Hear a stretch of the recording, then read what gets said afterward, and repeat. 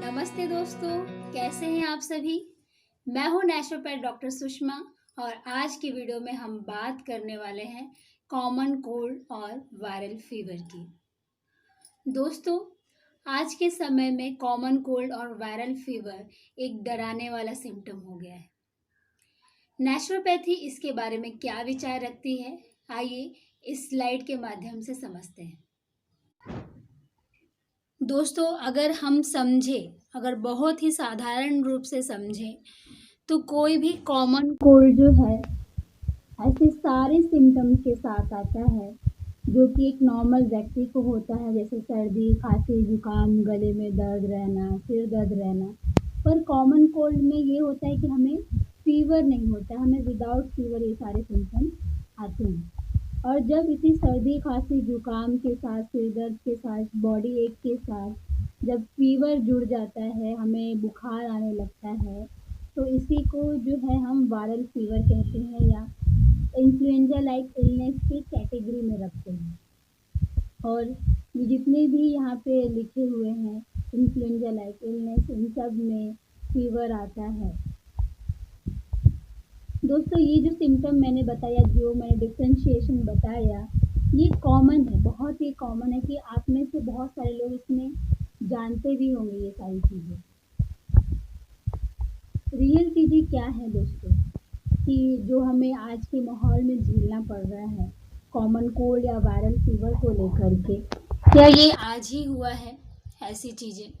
तो ऐसा बिल्कुल नहीं है। इसकी एक अपनी ही हिस्ट्री है जो कि हमारे लिटरेचर्स में भी लिखी हुई है। जो सबसे पुराना अपना जो वेद है, अथर्ववेद, हजारों सालों पुराना, उसमें भी तरह तरह के बुखारों के का जो है वर्णन मंत्रों के द्वारा किया गया है। और साथ ही जो सूक्ष्म जीव है उनके बारे में भी कई सारे जो है मंत्र दिए गए हैं। इसमें से 2 मंत्र मैंने आपको दिखाया है। और जो हमारी मॉडर्न मेडिसिन है, जो सारा जो इसका हिसाब किताब रख रही है, वो मॉडर्न मेडिसिन कहती है कि जो ये सारी चीज़ें तकलीफ़ें आई हैं, ये वायरस और बैक्टीरिया की वजह से आई है। ठीक है दोस्तों, हमने इसे मान लिया। पर जो मैं एक पक्ष रखना चाहती हूँ नेचुरोपैथी का, हमारी नेचुरोपैथी में दोस्तों एक प्रिंसिपल है जिसमें साफ तौर पे ये बताया गया है कि where there is dirt there is disease. जहाँ भी गंदगी है वहीं पे बीमारी है। अभी इस प्रिंसिपल को मैं थोड़ा समझाने के लिए अपने किचन का उदाहरण दूंगी कि जब भी आपका किचन 2 से 3 दिन लगातार गंदा पड़ा रहता है, तब आप देखेंगे कि अनगिनत कीड़े मकोड़े, चूहे आपकी किचन पे आना शुरू कर देते हैं। पर आप जब सफाई करने लगते हैं, साफ़ सुथरा हो जाता है, तो ये चले भी जाते हैं। उसी तरह दोस्तों, आज की जो लाइफस्टाइल है हमारी, उसमें हम बहुत सारी चीज़ें ऐसी कंज्यूम कर रहे हैं जिसमें हमारी बॉडी की ज़रूरत जिसकी नहीं है।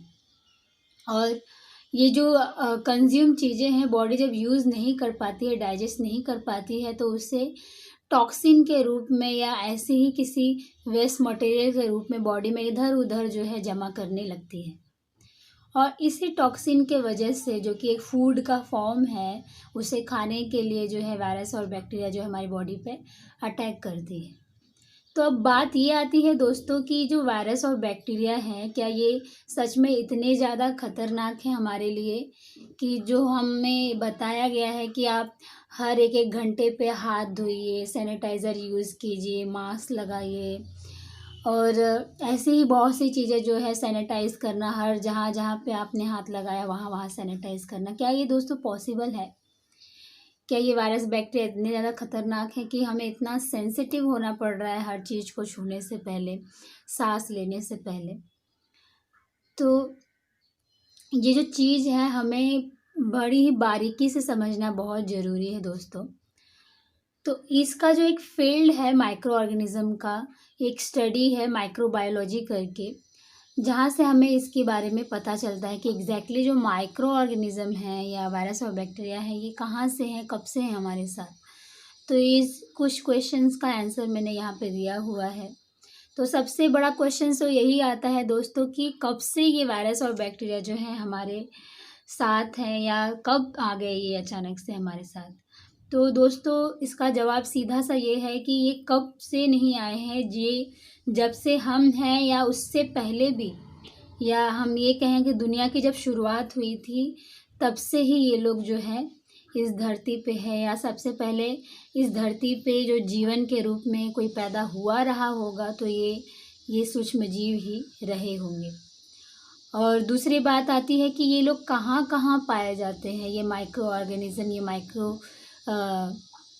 वायरस या बैक्टीरिया जो है कहाँ कहाँ पाए जाते हैं। तो हर जगह जहाँ तक आपकी नज़र पहुँचती है, जिस चीज़ पे आपकी नज़र पड़ती है, पौधों में, पेड़ों में, आप जिस हवा में सांस ले रहे हो उन हवाओं में, पानी में, जो कीड़े मकोड़े आपके आसपास हैं, जो पंछी उड़ रहे हैं, जो जानवर आपके आसपास हैं, इवन आपके अंदर भी जो है ये माइक्रो ऑर्गेनिज़म हैं। और अगर है तो कितनी क्वांटिटी में है, तो माइक्रोबायोलॉजी कहती है कि 100 मिलियन लाइट ईयर्स, जो कि एक अनगिनत संख्या है। आप कहीं जन्म लेकर भी इसे गिन नहीं सकते। 100 मिलियन लाइट ईयर्स का मतलब दोस्तों यहाँ पे ये है कि जैसे एक लाइट ईयर को अगर आपको काउंट करना है, तो अगर आप एक लाइट अगर फ्लैश करते हैं और वो लाइट 1 साल में जितनी डिस्टेंस कवर करती है, तो उसे 1 लाइट ईयर कहते हैं। ऐसे ही 100 मिलियन लाइट ईयर्स है। तो अब हम जानेंगे दोस्तों कि ये जो माइक्रो ऑर्गेनिज़म है वो ह्यूमंस में भी रहते हैं। बाकियों का तो आप छोड़ ही दीजिए, बाकियों को तो कोई ट्रबल नहीं है। हम ही लगातार हाथ धोते जा रहे हैं, सैनिटाइज़ करते जा रहे हैं, मास्क लगा के घूम रहे हैं। तो इंसानों का ही समझते हैं कि इंसानों को ये माइक्रो ऑर्गेनिज़म किस तरह से अफेक्ट कर सकते हैं। और अगर हम बोलते हैं कि इंसानों में माइक्रो ऑर्गेनिज़म रहते हैं तो वो किस तरीके से रहते हैं, क्योंकि आप तो उन्हें मार मार के भगा रहे हैं। तो दोस्तों इंसानों में जो माइक्रो ऑर्गेनिज़म रहते हैं उसकी स्टडी के लिए माइक्रोबायोम करके एक स्टडी है, एक विभाग है माइक्रोबायोलॉजी का, जो बताती है कि इंसानों में कितने माइक्रो ऑर्गेनिज़म हैं, क्या है स्थिति हमारे शरीर में माइक्रो ऑर्गेनिज़म को लेके।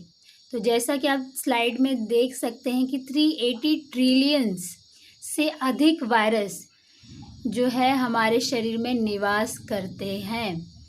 तो ये तो संख्या है दोस्तों की जिसे बहुत ही स्टडी के बाद जो है वैज्ञानिकों ने खोज निकाला है, लेकिन उससे भी अधिक है। ये 380 ट्रिलियंस अपने आप में बहुत बड़ी संख्या है, उससे भी अधिक है। और ये भी कहा गया है कि 90% जो हमारा शरीर है वो वायरस और बैक्टीरिया से बना हुआ है, यानी कि अगर हम शॉर्ट फॉर्म में देखें तो हम उनका घर हैं। और इतना तो आपको भी पता होगा कि जो हमारी गट्स हैं उसमें बैक्टीरियाज रहते हैं, तो वो कितने रहते हैं, तो अकेले हमारे इंटेस्टाइन में जो है 100 ट्रिलियंस ऑफ बैक्टीरियाज निवास करते हैं। और अगर उससे हम निकाल के देखेंगे तो कुल 1.5 किलो के करीब जो है बैक्टीरिया सिर्फ हमारी आंतों में ही मिलेगी। तो आप इमेजिन कर सकते हैं कि कितनी बड़ी क्वांटिटी है ये। और ये भी जो क्वांटिटी है, ये एक ही कोई माइक्रो ऑर्गेनिज़म हमारी बॉडी में है, एक ही वायरस है या एक ही बैक्टीरिया या एक ही जो ईस्ट है, जो अलग अलग माइक्रो ऑर्गेनिज़म की एक बोलते हैं कि सोसाइटी जो है हमारे शरीर में रहती है, जिससे अभी तक जो खोज निकाला गया है तो 2000 से भी ज़्यादा जो प्रजातियां हैं उससे पाया गया है कि हमारी बॉडी में वो रहती हैं।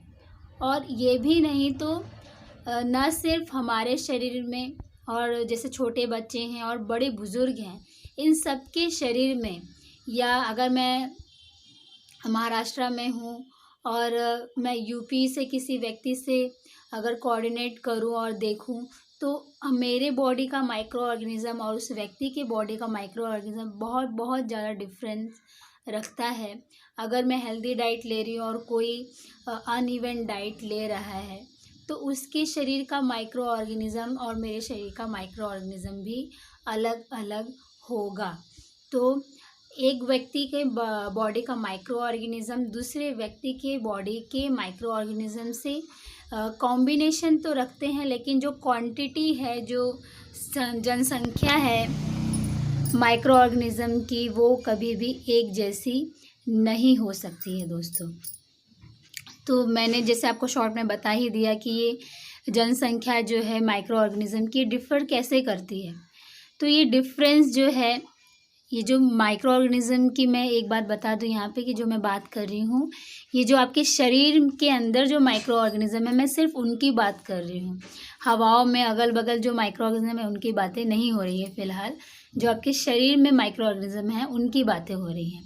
तो उनकी जो क्वांटिटी है, वो कैसे डिफ़र करती है, तो पहला आप पिक्चर देख सकते हैं कि जो बर्थ प्रोसेस है बच्चों का, आजकल आप देख रहे हैं कि सी सेक्शन से बहुत ज़्यादा बर्थ हो रहा है बच्चों का। तो वहाँ पे कहीं न कहीं जो अच्छे माइक्रो ऑर्गेनिज़म हैं, जो हमारी बॉडी को मिलने वाले थे, हमारे मदर के थ्रू, हमारे पेरेंट के थ्रू, वो हमें नहीं मिल पाते हैं। तो जो नेचुरल बर्थ होती है उसमें हमें अच्छी माइक्रो ऑर्गेनिज़म जो हमारे रियल वाले होते हैं, वो हमें मिलते हैं। और तो वहाँ पे डिफ़रेंशिएशन आ जाता है। दूसरा जो माइक्रो ऑर्गेनिज़म जो हमारी एक्चुअली इम्यूनिटी को बढ़ाते हैं, तो हमें मदर की फीडिंग से ही मिलता है, माँ का दूध पीने से मिलता है। अगर किसी बच्चे ने बाहर के दूध को पिया है या बाहर का फैक्ट्री का दूध जो पैक होकर के आता है वो पिया है, तो उसके बॉडी की माइक्रो ऑर्गेनिज़म जो है वो बहुत ज़्यादा डिफरेंट होती है जो नेचुरल माइक्रो ऑर्गेनिज़म हमारे बॉडी में बनने वाला था उससे।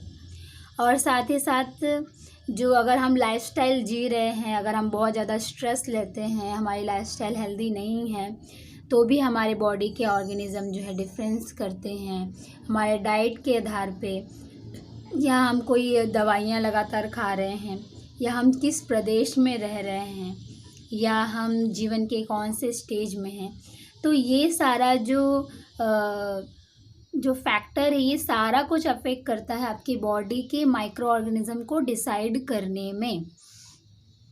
तो ये तो दोस्तों बात हुई कि आपके शरीर में जो माइक्रो ऑर्गेनिज़म जो कॉम्बिनेशन है वो किस तरीके से बनता है, और ये आपके जीवन के शुरुआत से लेके अंत तक जो है ये चेंज भी होता रहता है, लगातार चेंज होता रहता है। माइक्रो ऑर्गेनिज़म की जो क्वांटिटी है या क्वालिटी है या प्रजातियां हैं, तो क्या ये माइक्रो ऑर्गेनिज़म जो है हमारे शरीर में जो रह रहे हैं या हम उनके घर हैं, तो ये करते क्या है हमारे बॉडी में। हमें तो खूब डर लग रहा है कि वायरस और बैक्टीरिया को मारो, किसी तरीके से मारो, इनको सैनिटाइज़ करके हटाओ, इस तरीके से आजकल की जो बातें चल रही हैं कि हर चीज़ को सैनिटाइज़ करने की जो होड़ है, कोई भी वायरस और बैक्टीरिया बाहर से अंदर या अंदर से बाहर नहीं जाना चाहिए, इस तरह की स्थिति है। तो ये करते क्या है हमारी बॉडी में जब इतनी सारी क्वांटिटी हमारी बॉडी में है। तो आप देखिए कि यहाँ पे कुछ डिटेल लिखा हुआ है कि ये जो है एग्जैक्टली हमारे शरीर का काम करते हैं। हमारे शरीर को, हमारे जीवन को चलाने में इनका बहुत बड़ा रोल है। जैसे नोज़ में है तो ये जो म्यूकस प्रोडक्शन होता है हमारे नोज़ में, उसके लिए है। और भी बहुत से जो माइक्रोबियल केमिकल्स जो है पैदा होते हैं, एंटी माइक्रोबियल केमिकल्स। माउथ में जो है ये डाइजेस्टिव एंजाइम्स बनाने के काम में आते हैं, जिससे हमारा जो सलाइवा जो है वो बनता है, और पैथोजन जो रोगकारक जीवाणु होते हैं उनसे लड़ने के लिए ये जो है काम करते हैं। लंग्स में जो है हमारी सांसों को लेने के लिए मदद करते हैं। स्टमक में जैसे मैंने बताया कि आपको गट बैक्टीरिया के बारे में, तो ओवरऑल डाइजेशन के लिए कॉलोन में जो है कॉम्प्लेक्स जो फूड हम खाते हैं उसे अच्छे से ब्रेक डाउन करके डाइजेस्ट करने के लिए, हमारा जो सेक्सुअल ऑर्गन होता है वहाँ पे पीएच मेंटेन करने के लिए, स्किन जो होती है हमारे बॉडी का सबसे बड़ा पार्ट होती है। हमारी जो स्किन है उसमें इम्यूनिटी को बढ़ाने के लिए, इम्यूनिटी जो है हमारा जो स्किन है उसमें सबसे बड़ा रोल प्ले करते हैं ये माइक्रो ऑर्गेनिज़म हमारी इम्यूनिटी को बढ़ाए रखने के लिए। साथ ही हमारे शरीर में जो सेंट प्रोडक्शन होता है, जो महक रहती है एक तरीके की, उसके लिए भी ये माइक्रो ऑर्गेनिज़म जो है लगातार काम करते हैं। तो आपने जो देखा ऊपर के स्लाइड में कि जो ऑलमोस्ट सारे जो हमारे शरीर के काम है ये माइक्रो ऑर्गेनिज़म ही कर रहे हैं। और मैंने आपको आगे की स्लाइड में बताया भी था कि 90% हमारी बॉडी में जो है माइक्रो ऑर्गेनिज़म ही हैं। तो कहने का मतलब ये है दोस्तों कि ओवरऑल जो सारा हमारा शरीर में चल रहा है, ये कोई ना कोई माइक्रो ऑर्गेनिज़्म जो है हमारे शरीर में कर रहा है। और क्या हम इनके बिना जी सकते हैं? अब आप सोचना चाहिए आपको कि आप जो इतना सारा कुछ हटाने के लिए उन्हें कर रहे हैं, तो क्या हम उनके बिना जी सकते हैं? तो बिल्कुल भी नहीं जी सकते, सोचिएगा भी नहीं। क्योंकि न सिर्फ हम और हमारी प्रकृति भी जो है माइक्रो ऑर्गेनिज़्म से ही बनी हुई है। हम हवा से सांस लेते हैं, शुद्ध हवा लेते हैं, हमारे पानी शुद्ध होती है, हमारे मिट्टी को शुद्ध रखने के लिए जो है इन सारी चीज़ों का उपभोग हम लगातार करते हैं। मिट्टी से हमें भोजन मिलता है, हमारी फसलें उगती हैं, शुद्ध हवा हम लेते हैं। तो प्रकृति का पूरा जो चक्र है, न सिर्फ हमारे शरीर का, प्रकृति का पूरा चक्र जो है मेंटेन करने में ये माइक्रो ऑर्गेनिज़्म ही रोल निभाते हैं, जिससे हमारा जीवन चल पाता है दोस्तों। अगर ये माइक्रो ऑर्गेनिज़्म ना हो तो हम भी जी नहीं पाएंगे। तो सबसे बड़ा क्वेश्चन तो फिर वापस आ गया कि ऐसा क्यों कहते हैं कि वायरस और बैक्टीरिया में बीमार करते हैं। दोस्तों, मैंने बताया आपको कि जो क्वांटिटी है माइक्रो ऑर्गेनिज्म की वो अनगिनत है। आप कई जन्म ले करके भी उन्हें कभी भी नहीं गिन सकते। तो आप किसी भी वायरस या बैक्टीरिया को आप जान ही नहीं सकते, पहचान ही नहीं सकते। जो बहुत ज़्यादा साइंटिस्ट स्टडी करने के बाद जिन्हें हमने जान भी लिया है, तो हम उसे कितना जान पाए हैं ये आजकल के ज़माने में आप अच्छे से समझ सकते हैं। तो सबसे बड़ा जो फैक्टर है वो वायरस और बैक्टीरिया को हम दोषी किसी भी तरीके से मान नहीं सकते दोस्तों, क्योंकि उससे लड़ने के लिए जो रोग कारक माइक्रो ऑर्गेनिज्म है वो दुनिया में बहुत ज़्यादा नहीं है, वो बहुत कम है। इवन अच्छे माइक्रो ऑर्गेनिज्म जो हैं हमारे शरीर में ओवरऑल फैले हुए हैं, इतने मिलियंस हैं, और कुछ ही अगर उनमें से भी आप देखेंगे तो कुछ ही जो है वो रोग कारक है। और उससे लड़ने के लिए दोस्तों हमें मिली है ना इम्यूनिटी, हीलिंग पावर मिली है।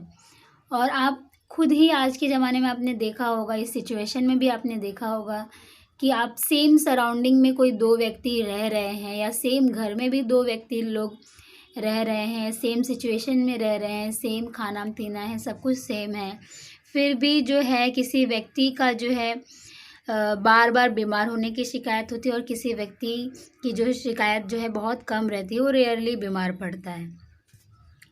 तो यहाँ कहने वाली बात दोस्तों ये है कि सबसे बड़ा जो फैक्टर है वो वायरस और बैक्टीरिया को हम कभी भी काउंट नहीं कर सकते, क्योंकि हम उन्हें गिन भी नहीं सकते, ना हम उन्हें ज़िंदगी भर कभी समझ भी सकते हैं।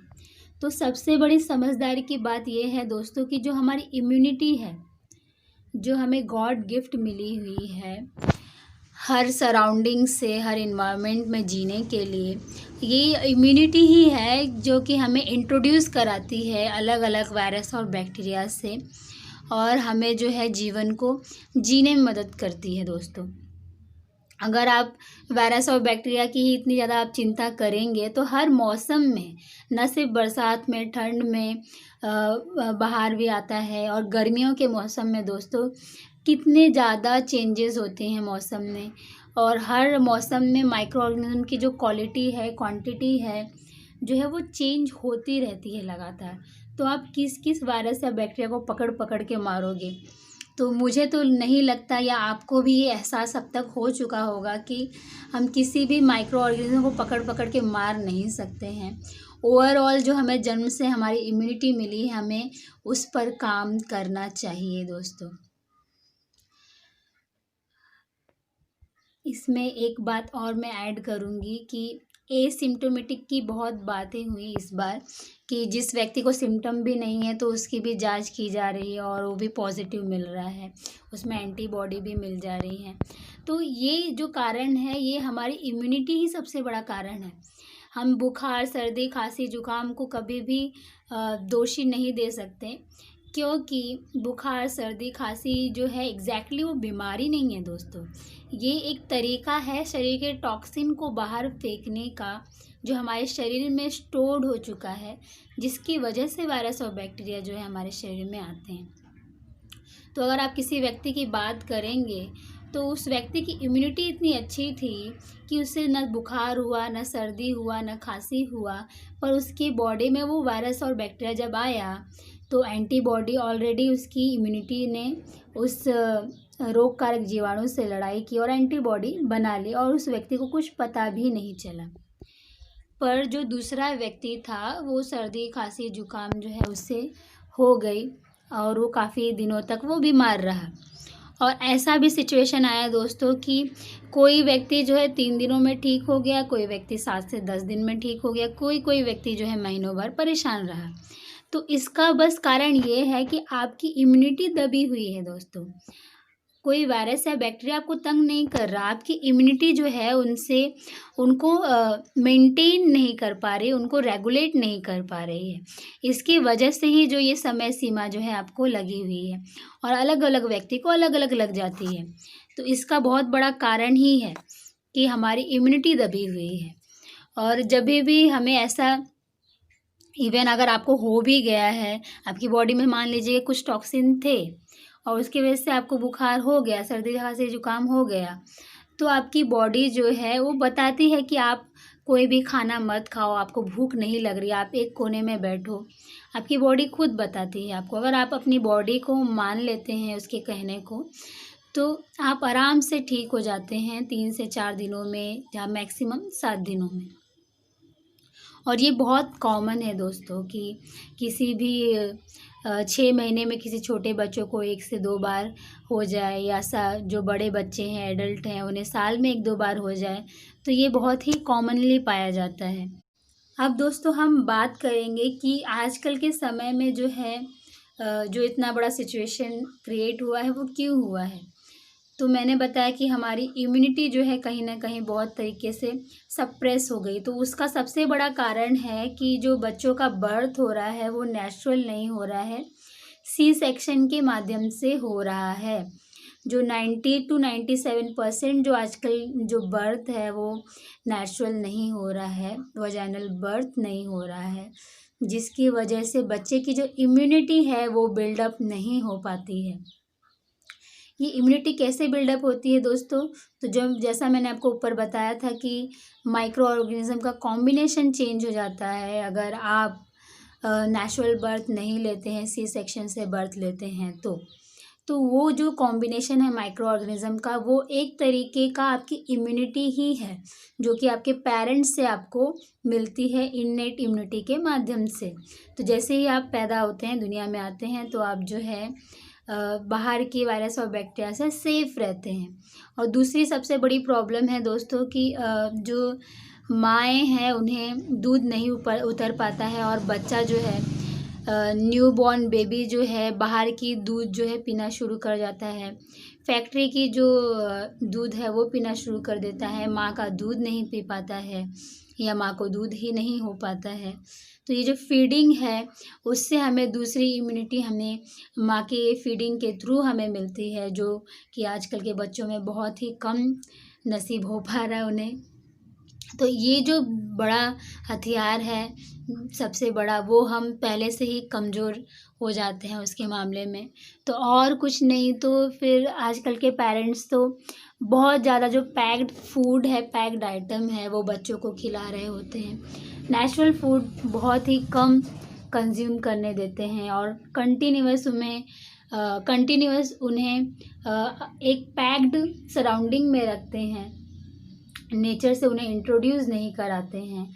और लगातार आज के छोटे बच्चे भी मेडिसिन्स और इंजेक्शन्स का प्रयोग कर रहे हैं। तो बचपन की अच्छी शुरुआत होने से पहले, नेचर के क्लोज़ आने से पहले हम केमिकल के क्लोज़ आ चुके होते हैं। और जैसे जैसे हम बढ़ते जाते हैं या बच्चा बढ़ता जाता है आज के ज़माने में, वो केमिकल ज़्यादा खा रहा होता है। तो आपने देखा होगा कि बहुत से बच्चों का जो बचपना है, हमारे समय से तो नहीं लेकिन आजकल के जो समय के जो बच्चे हैं वो लगातार बीमार रहते हैं, हर महीने ही बीमार रहते हैं। तो ये वीक इम्यूनिटी, यानी इम्यूनिटी तो उनकी इतनी बिल्डअप ही नहीं हो पाई दोस्तों। बचपन से लेकर बड़े होने तक उनकी इम्यूनिटी कभी अच्छे से बिल्डअप ही नहीं हो पाई। तो क्यों नहीं बीमार होगा वो बच्चा? ज़रूर बीमार होगा, और कोई भी संक्रामक रोग आएंगे तो वो बीमार होगा। तो अगर आपको इम्यूनिटी बनानी ही है, और अपने आप को या अपने बच्चे को आप सोचते हैं कि मेरे बच्चे की इम्यूनिटी हमेशा अच्छी रहे, तो आपको चाहिए कि आपका बच्चा जो है, आप ऐसा प्रयास करें कि उसका नेचुरल बर्थ हो। और दूसरी सबसे बड़ी बात है कि माँ की फीडिंग जो है उसे मिले। जो ये 2 सबसे बड़ा हथियार है दोस्तों, ये उससे जीवन भर जो है खतरनाक से खतरनाक जो वायरल और बैक्टीरिया है उससे उन्हें हमेशा से बचा के रखती है, अगर आपके बच्चे को ये 2 वरदान मिले हैं तो। तीसरी सबसे बड़ी बात है दोस्तों कि आप उन्हें बच्चे दुनिया में आए हैं, नेचर में आए हैं। ये दुनिया ही नेचर ही तो है, ये दुनिया। तो अगर आप नेचर से उन्हें इंट्रोड्यूस नहीं कराते हैं इस एक पर्टिकुलर समय के बाद, हमारी संस्कृति में एक अच्छा नियम समय है कि बच्चे को नेचर से कब इंट्रोड्यूस कराया जाए। तो अगर आप समय पे उन्हें इंट्रोड्यूस कराना शुरू कर देते हैं तो उनकी इम्यूनिटी जो है बिल्डअप होने लगती है लगातार। साथ ही आपका खान पान जो है एक बहुत बड़ा रोल निभाता है आपकी इम्यूनिटी को बढ़ाने के लिए।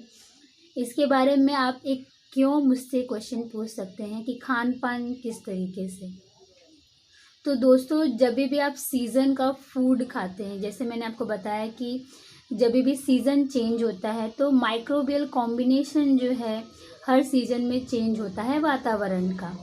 तो ये जो फल हैं, सब्जियां हैं, ये उसी वातावरण में उसी समय पैदा हुई रहती हैं। जैसे कि वातावरण चेंज होता है, उस वातावरण की फल सब्जियां, उस समय की फल सब्जियां जो है अलग अलग होती हैं, हर समय की अलग अलग होती हैं। तो इनके अंदर वो क्वालिटी होती है, वो शक्ति होती है कि ये जो चेंज आया है वातावरण में उससे आपको किस तरीके से सेफ रखा जाए, उससे आपको किस तरीके से इम्यून रखा जाए। तो हमेशा ये कहा गया है कि सीज़न का आप फूड खाएं, सीज़न का आप खान पान करें। और 5वां सबसे बड़ा फैक्टर है कि आप नेचुरल इन्वायरमेंट में रहें। नेचुरल इन्वायरमेंट मतलब आपके आसपास खुली हवा हो, खुली धूप हो, कहीं पे भी हवा न रुकता हो, कहीं पे भी पानी जो है गंदा पानी न जमता हो। तो ऐसी जगहों पे जो है दोस्तों, जब नेचुरल इन्वायरमेंट होगा तो जो पैथोजेंस है, जो बीमारी उत्पन्न करने वाले जीवाणु हैं, वो कभी भी उत्पन्न नहीं हो सकते, कभी भी आपके आसपास भटक नहीं सकते। तो ये जो है पूरी तरह से प्राकृतिक इन्वायरमेंट में रहने से आप कभी भी बीमार नहीं हो सकते। आशा है दोस्तों कि मैंने आपको काफ़ी तो दोस्तों, आपने जाना कि आपकी इम्यूनिटी ही सबसे बड़ा जो है वरदान है आपको मेंटेन रखने के लिए, आपको हर सीज़न में मेंटेन रखने के लिए, आपकी हेल्थ को बनाए रखने के लिए। और कभी आपको ऐसा लगता भी है कि सर्दी खांसी जुकाम हो भी गया है, तो आप अपनी बॉडी की जब सुनना शुरू कर देंगे तो मुश्किल से 3 दिनों में, या अगर आपके शरीर में उस तरह की टॉक्सिन लेवल ज़्यादा है तो वो रिलीज़ होते ही 7 से 10 दिनों में पूरी तरीके से ख़त्म हो जाती है। तो जो ये प्रिंसिपल है नेचुरोपैथी का, ओवरऑल माइक्रो ऑर्गेनिज़म को जो आप दोष देते हैं किसी बीमारी के लिए, तो सबसे बड़ी जो बीमारी है हमारा माइंड है। हमें किसी भी माइक्रो ऑर्गेनिज़म को मार करके कभी भी उनसे मुक्ति नहीं मिलने वाली है। हमें क्या बढ़ाना है, हमें टॉक्सिन लेवल को ख़त्म करना है हमारी बॉडी में, और हमें अपनी इम्यूनिटी जो अच्छे माइक्रो ऑर्गेनिज़म है उसे हमें अपने शरीर में बढ़ाना है, ताकि वो ख़राब माइक्रो ऑर्गेनिज़म से लड़ें और उन्हें भगा दें।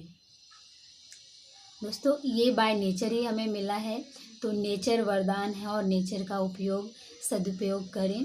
इसी में आपका और हम सबकी जो है भलाई है।